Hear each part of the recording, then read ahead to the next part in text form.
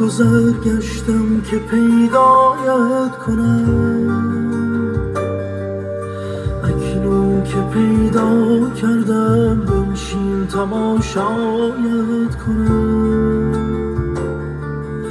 بنشین که با من هر نظر، با چشم دل با چشم سر،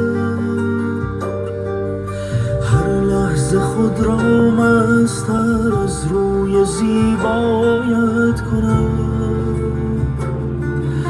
ای چشم تو شیشه عمر من، آغوش تو غربتم راحتم.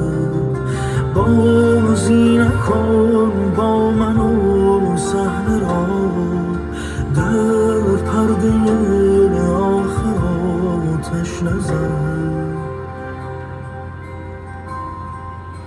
عمری به هر کویا گذر گشتم که پیدایت کنم،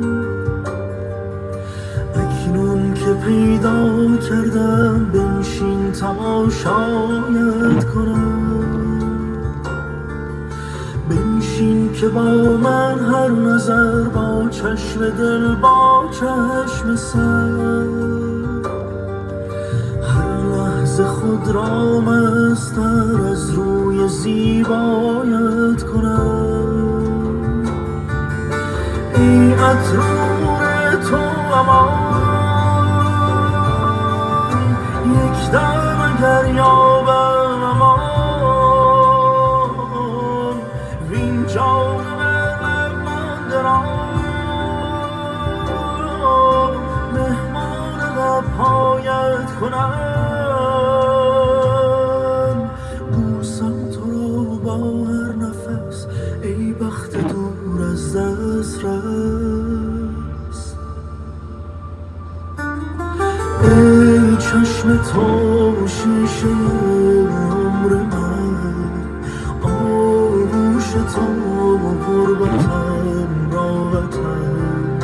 بازی نکن با من و صحنه را، در پرده آخر آتش نزن. عمری بر کویا گذر گشتم که پیدایت کنم،